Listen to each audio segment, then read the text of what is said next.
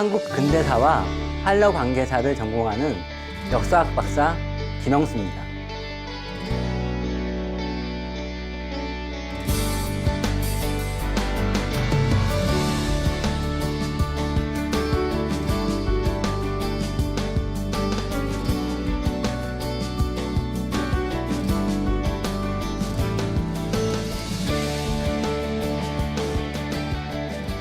오늘부터 저랑 여행을 떠나실 텐데요. 앞으로 10강 동안 조선사절단의 러시아 기행을 함께 떠나시면 좋을 것 같습니다. 조선사절단의 이동 경로를 보시면요. 100년 전입니다. 조선사절단이 어떻게 해서 모스크바, 페테르부르크, 러시아까지 갔는지를 전 세계 여행의 다양한 모든 코스를 100년 전에 했다는 것으로 기억하시면 될 것 같습니다. 맨 처음에 떠난 것은 인천이었고, 상해에서 배를 타고 요코하마를 거쳐서 캐나다 밴쿠버로 갑니다. 그 다음에 뉴욕에서 또 배를 탑니다. 그래서 도착한 곳이 바로 영국의 리버풀에 도착하고요. 런던에서 또 배를 타고 네덜란드의 플리싱언이라는 데로 도착합니다. 플리싱언에서 다시 기차를 타고 열심히 가가지고요. 베를린을 거치고 바르샤바를 거쳐서 페테르부르크, 모스크바에 도착하는 게 가는 여정입니다. 때는 1896년입니다. 우리나라가 아간파천이었고 한마디로 얘기하면 고종이 러시아 공사관에 들어가 있는 상황이에요. 그러면 자연스럽게 러시아가 굉장히 중요한 외교적인 대상인 거죠. 왜냐하면 이전의 상황이 갑오개혁, 을미사변 등등등의 역사가 있어요. 그러면 그것은 다 일본에 의해서 조선이 강제로 개혁되고 정치적인 변형이 됐다는 거죠. 일본에 의한 외교가 이제 러시아로 옮겨진 상황이었고 그 아간파천 시기에 조선사절단이 러시아로 파견되는 거죠. 그 가는 과정이 얼마나 힘들겠어요. 배를 타야죠. 기차 타야죠. 마차 타야죠. 뭐 등등등의 많은 험난한 과정들이 있음에도 불구하고 이 조선사절단이 당시에 러시아 니콜라이 2세 황제 대관식, 모스크바 대관식에 파견됩니다. 이 인물들을 보면요. 민영화는 명성황후가 가장 아꼈고 고종이 가장 아꼈던 황실 인물이에요. 외척과 관련된 황실 인물이에요. 황실의 대표자가 바로 민영환인 거죠. 군부 대신도 이미 역임했기 때문에 막강한 결정권을 갖고 있었던 사람이 이 사람이었고, 관료 중에서 가장 똘똘하고 가장 언어를 잘한다, 심지어 12개 국어를 한다라고 알려준 이 관료의 대표 윤치호를 보낸 거죠. 민영화는 나중에 더 많은 관직들, 주요 보직들을 더 하죠. 그것뿐만 아니라 윤치호도 마찬가지고요. 나중에 주요 관직, 특히나 독립협회 회장까지 오르는 사람이 바로 윤치호입니다.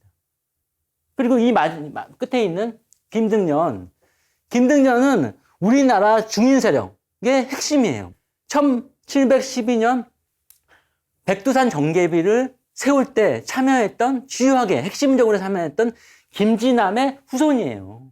그래서 우리나라 중인의 대표자가 바로 김등년인 거죠.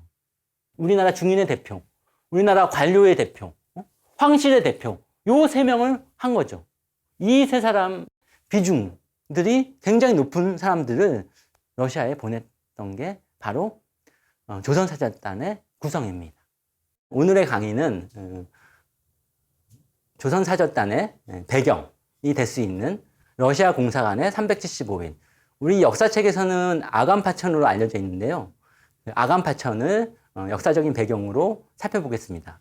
조선사절단이 1896년 아간파천 직후에 떠났기 때문에 이 아간파천에 대해서 자세히 아셔야 될 필요가 있습니다. 아간파천을 이해하시려면 그 당대의 상황들을 이해해야 되는 건데요. 때는 1896년 2월이었습니다. 그 해에는 눈이 엄청나게 많이 내렸어요. 그래서 사람들이 올해는 왜 이렇게 눈이 많이 올까?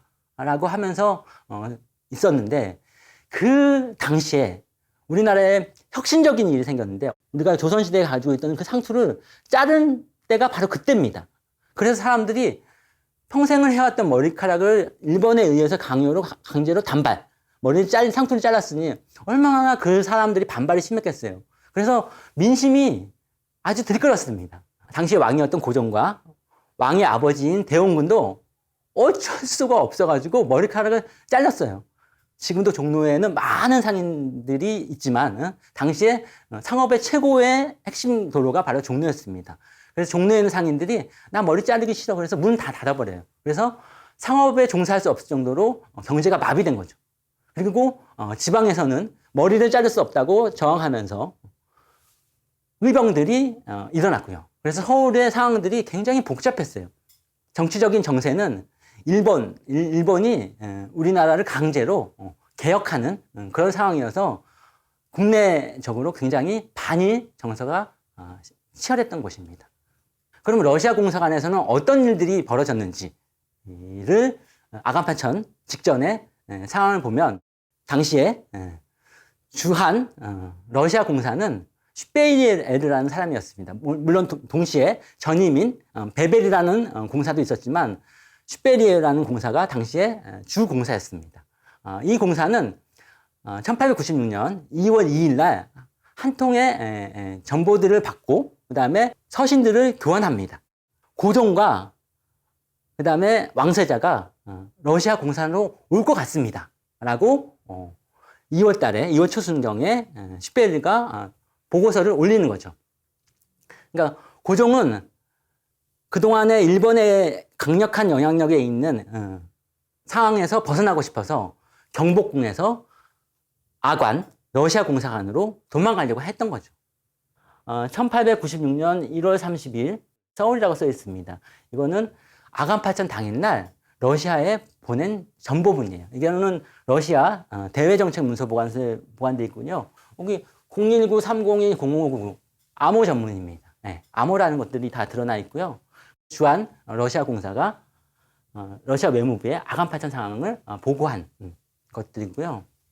이번에 제가 함께 하는 러시아 기행은요, 새로운 사진들이 많습니다. 그동안은 그 슈베리의 얼굴을 사람들이 알 수가 없었어요. 제가 이번에 이 슈베리라는 인물을 처음으로 찾은 겁니다. 이 사람은 오똑한 콧날을 소지했고, 그 다음에 눈이 좀 큰 전형적인 서양인인데요.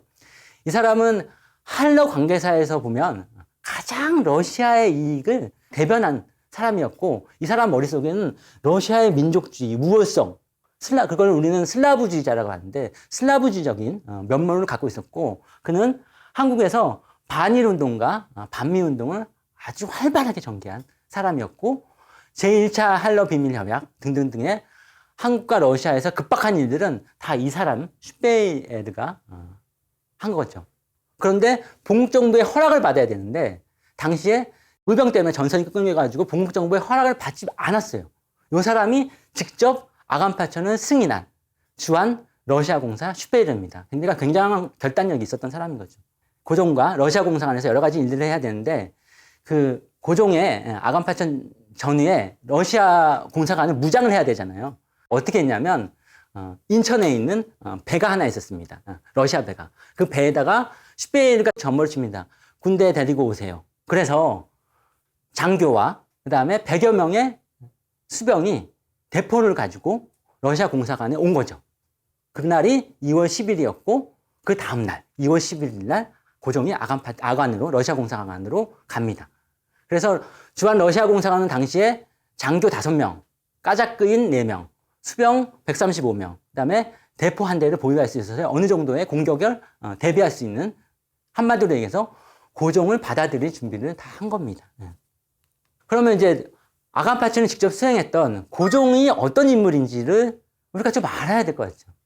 제 나름대로 고종의 근자에 나와 있는 행간들을 이렇게 찾아봤더니 고종은 일단 생모를 찾아보면 1863년도에 11살에 왕에 오릅니다. 누구의 후광으로? 아버지 그 유명한 흥선대원군입니다. 10년 후에 아버지는 섭정에서 물러나시고 21살 때 자기가 직접 정치를 하는 거죠. 그럼 고종을 만났던 사람들이 무슨 말을 했는지를 찾아봤더니 그를 만났던 서양인들은 고종이 부드럽고 상냥하고 다정한 인물이라고 이렇게 기록을 남겨 있어요. 또 어떤 서양인들은요, 총기 있는 눈을 소유한 고종이 신경이 아주 예민하다. 요 대목이 중요합니다. 그 사료에 나온 총기가 있는데 신경이 예민하다. 심리적으로 이 사람은 되게 늘 긴장한 사람인데 라는 느낌을 받는 거죠. 제가 그동안 연구해서 본 고종의 느낌은요, 이 사람은 상당한 불안한 감정들을 갖고 있는 거죠. 왜냐하면 아버지가 정권을 장악한 적이 있고, 그 다음에 갑신정변, 그 다음에 이모군란, 갑오개혁, 많은 정치적인 혼란을 겪었거든요. 그럼에도 불구하고 이 사람은 살아남았단 말이죠. 그러면 이 살아남은 사람의 심리는 과연 뭘까? 을미사변으로 명성황후가 죽은 거죠. 아내의 죽음에도 치욕적으로 왕위를 유지했던 거죠. 그래서 그렇다면 이 사람은 살아남기 위해서 자기의 모든 에너지를 쏟을 수밖에 없는 거죠. 그러면 국정개혁을 하는데 쏟을 에너지가 별로 없을 수밖에 없는 거죠. 그래서 그 고종의 불안은 강력한 결단이 필요한 그런 것들을 방해한 요소였기 때문에 이 사람이 상냥하고 다정한 사람임에도 불구하고 결정 장애가 있었던 거죠. 하지만 국가를 움직이는 사람은 결정 장애가 있어서는 안 됩니다. 그러면 많은 사람들이 희생됩니다. 군주로서의 유약함이 이 사람의 한계였던 거고, 대한제국의 조선 말의 한계라는 것들을 고종을 보면 알 수가 있습니다. 1896년 2월 11일 날 경복궁에서 몰래 빠져나온 고종을 맞이했던 슈페리의 글귀를 한번 보면요, 정말입니다. 오늘 오전 7시 30분 주한 러시아 공사관의 마당에 여자 가마 한 쌍이 도착했습니다. 고종과 왕세자가 여자 옷을 입고 가마에 앉아 있었습니다. 라는 기록을 남겼습니다. 그러면 경복궁에서 러시아 공사관으로 오는데 가마를 타고 왔다는 거. 그 다음에 여장인 쓰개치마를 하고 몰래 빠져나온 당시의 긴박한 상황을 이해할 수 있는 거죠. 아간파천을 했으니까 고종은 안정감을 주기 위해서 내가 이래서 아간파천을 했다라는 말들을 하기 위해서 공사들을 모으고요. 그 상황에 주한 일본 공사 고무라가 있습니다. 고무라 주따로. 고무라 주따로는 그날은 된통 맞은 거죠. 왜냐하면 일본의 정권에 의해서 자기들의 얘기를 들었던 사람이 어느 날 갑자기 경복궁에서 러시아 공사관을 갔으니 이 사람은 일본의 영향력이 다 이제 실패됐다는 걸 알았고, 그래서 엄청난 충격에 빠졌지만 이 고무라 주따로는 평정심을 유지하려고 굉장히 노력합니다. 이 고무라 주따로는 나중에 일본의 외무 대신으로 오르는데요. 그러면서 아간파천에서 당했던 그 본인의 치욕을 나중에 한국 병합에 갚아줍니다. 그러니까 무서운 사람입니다. 이 고무라는 보통 같으면 이런 급박한 일들은 보고서를 당일이나 하루 후에 보내는데 3일 동안 보고서를 안 보내요. 끙끙 앓면서 이거를 어떻게 정리할까를 하는 게 바로 고무라 주따로의 상황이었던 거죠. 그만큼 아간파천은 일본의 영향력이 죽어버리고 러시아의 영향력으로 강화되는 그런 것들을 기록들을 보면 알 수 있습니다. 그래서 그 고종이 대외적으로 아간파천을 해서 자기가 몰래 도망 나왔다는 얘기를 차마 할 수가 없잖아요, 왕이. 그래서 이런 명분을 합니다. 이전에 일본과 결탁된 내각이 자기를 죽이려고 했다. 그래서 내가 어쩔 수 없어서 러시아의 공사관에 도피했습니다. 라고 파천 이유를 공표를 합니다. 러시아 공사관의 공간의 한 측면을 고종이 쓰는데요. 주한 러시아 공사 시베리아가 자신의 응접실을 빌려줍니다. 그리고 방도 빌려주고. 그래서 조선의 내각의 주요 대신들이요, 주한 러시아 공사관의 응접실과 그 건물 안에서 정국을 운영하는 시기가 된 거죠. 그러니까 그 주한 러시아 공사관이 얼마나 복잡했겠어요. 이게 바로 주한 러시아 공사관의 사진입니다. 당시에 서울에서 정동거리에서 가장 높은 위치에 있는데 가장 높은 건물을 지은 거예요. 우리가 건물을 보면요, 그 나라의 영향력을 할 수 있는데요. 그만큼 러시아가 한국, 조선의 관심이 많았고 그만큼 러시아가 여기에 경제적으로, 정치적으로 진출하겠다고 의사를 표현한 건물이 바로 러시아 공사관 건물입니다. 이 건물은 나중에 을미사변을 소개할 때 세레진 사바진이라는 건축기사가 나오는데 그 사람이 이 건물을 설계한 겁니다. 나중에 그 부분은 설명해 드릴게요. 아간파천을 한 이후에 1년 동안 많은 정치적인 일들이 벌어집니다. 독립협회가 바로 그 시기 아간파천 해에 만들어진 단체입니다. 초대 회장은 안경수, 두 번째 회장은 윤치호입니다. 윤치호라는 인물은 잘 기억해 두셔야 됩니다. 윤치호가 나중에 조선사절단으로 참여한 인물입니다. 고종이 이제 오랜 동안 러시아 공사관에서 정치를 할 수가 없잖아요. 그러니까 이동을 해야 되는데 가장 가까운 경운궁, 덕수궁으로 다시 황궁 돌아가려고 경운궁을 막 복원을 하는 거죠. 그러면서 경운궁의 그 보강공사들을 많이 하고 나중에 그 공사가 끝난 다음에 대한제국을 선포합니다. 그만큼 경운궁은 대한제국의 상징물인 거죠. 그래서 경운궁의 위치를 보시면 왼쪽으로는 인왕산, 남쪽으로는 문명산, 남산이죠. 지금도 이제 서대문 거리에서 보시면 경희궁이 있고 경희궁 바로 앞에 있는 게 상립원이라는 게 있어요. 상립원은 다른 게 아니라 바로 정원입니다. 정원. 그 바로 아래가 경궁이 있었던 거죠. 위쪽으로 올라가면 영국 총영사관이 있었고 경궁 바로 위쪽으로 올라가면 러시아 공사관이 있었던 거죠. 뭐냐? 언제든지 정치적 사건이 벌어지면 또 도망갈 수 있게끔 외국 공사관들이 가까운 데로 간 게 바로 정동입니다. 그 과정에서 이제 1896년도에 경궁에 많은 건물들을 짓습니다. 예를 들면 선원전, 함령전 등등의 많은 건물들을 보강하는 거죠. 그 과정에서 이제 바로 아간파천 시기에 러시아 공사관 바로 앞에 정동구락부라는 게 있습니다. 당시에 외교관 클럽이었는데요. 그 외교관 클럽을 고종이 왔다 갔다 했어요. 거기서 뭘 하냐면 사람들이 당구도 치고요. 그 다음에 외국 신문도 있고. 그게 바로 정동구락부에서 하는 데입니다. 그걸 운영을 손탁이라는 러시아 공사 베베르 부인의 남동생의 부인의 언니.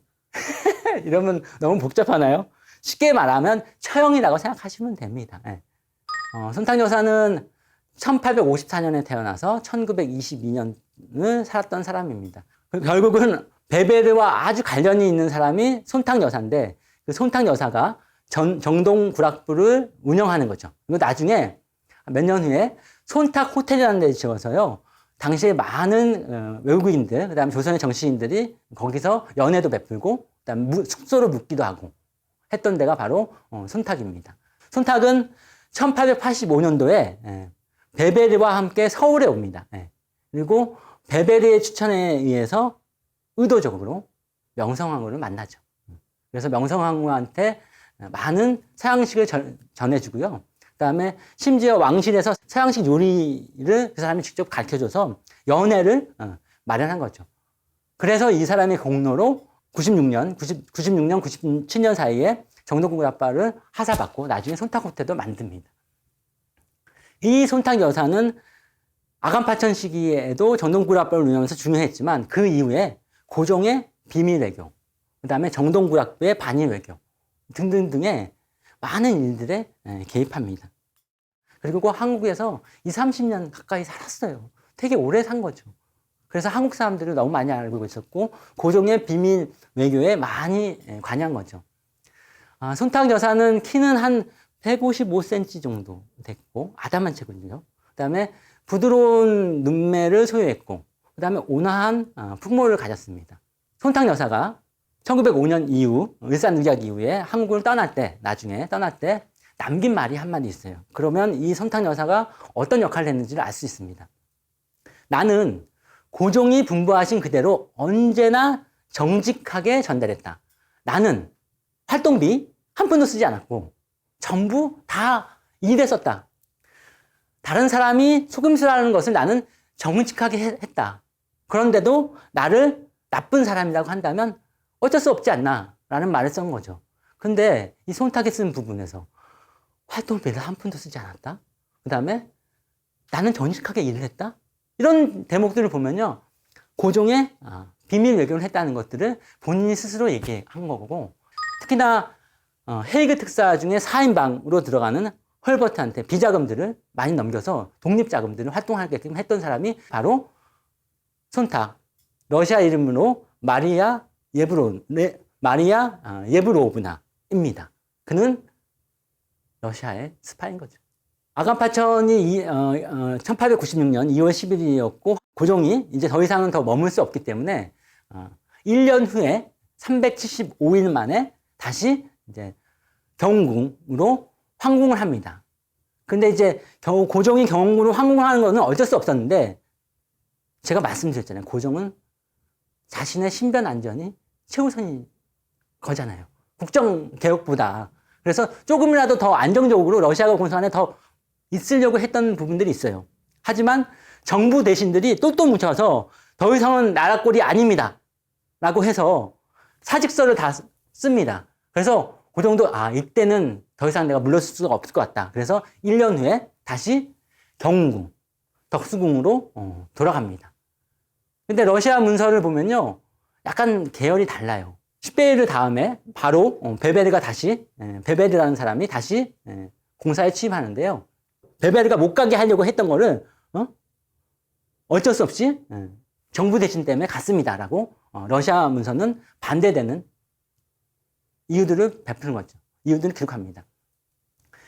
그래서 1897년 2월 달에 고종이 베베르와 환담을 하고 그다음에 1년 동안 고마웠다라는 말을 하고 그리고 경운궁으로 떠납니다.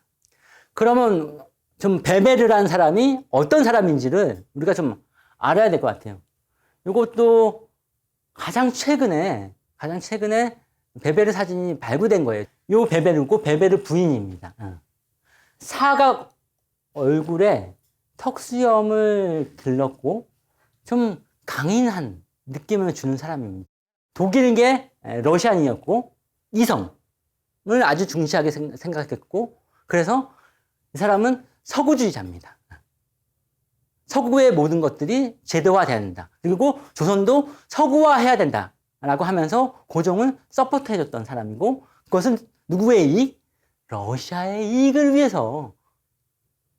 이 사람은 어떤 사람들은 진짜 신사고 욕심이 하나도 없다고 하지만 주한 러시아 공사예요. 그러면 러시아의 이익을 위해서 사는 사람이에요.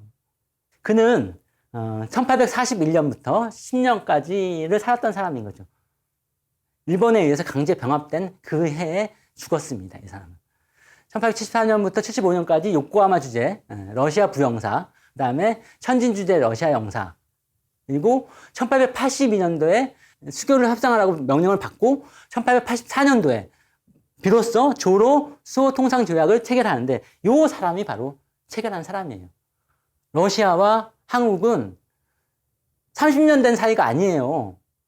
91년도에 처음으로 수교한 사이가 아닙니다.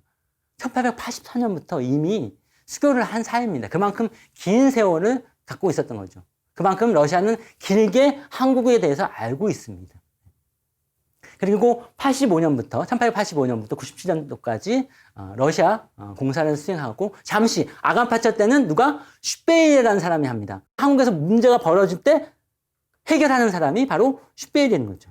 그거 말고는 대체로 베베르가 평화로운 시기에 공사를 했던 사람인 거죠. 이 베베르는 조선이 현상 유지가 좀 됐으면 좋겠다. 러시아의 이익을, 이것도 러시아의 이익 때문에 그럽니다. 만약에 일본에 의해서 조선이 점령되면 러시아와 일본은 바로 국경을 맞대기 때문에 러시아는 엄청난 돈의 군비를 시베리아에 쏟아야 돼요. 그러면 차라리 한국이 남아있는 게 훨씬 낫지 않습니까? 라는 러시아의 한 부류, 현상유지 정책, 조선이 해야 된다고 생각하는 사람이 이 사람입니다. 그럼에도 불구하고 압록강, 두만강, 산림체벌권, 그 다음에 철도, 한국 개방, 그런 것들은 철저하게 챙기려고 했던 사람이 바로 있는 거죠. 경제가 가면 정치적인 것이 가는 겁니다. 경제 문화로 그 나라를 점점 가져가게 한 다음에요. 그 다음에 마지막 정치적으로 그 나라를 가져가는 거예요. 제국주의자들의 수순인 거죠. 고종이 돌아왔어요. 고종이 돌아오니까 이제 사람들이 얼마나 기뻐하겠어요. 우리가 바라는 왕이 러시아 공상 안에 있는 게 아니라 경궁에 있으니 얼마나 사람들이 좋아하겠어요. 그래서 사람들이 당시에 독립협회가 만들었던 독립신문에서도 경축할 일이다. 뭐 등등등의 보도들을 합니다. 당시 조선인들 두 사람이 고종의 경궁, 황궁을 바라보는 게 있어요. 그 중에 이전에 정부에서 주사를 했던 전 주사 윤효정이라는 인물이 어떻게 표현했냐면 베베르가 황궁을 불가피하게 어쩔 수 없이 인정한 사건이 바로 고종의 황궁이다. 돌아온 거다.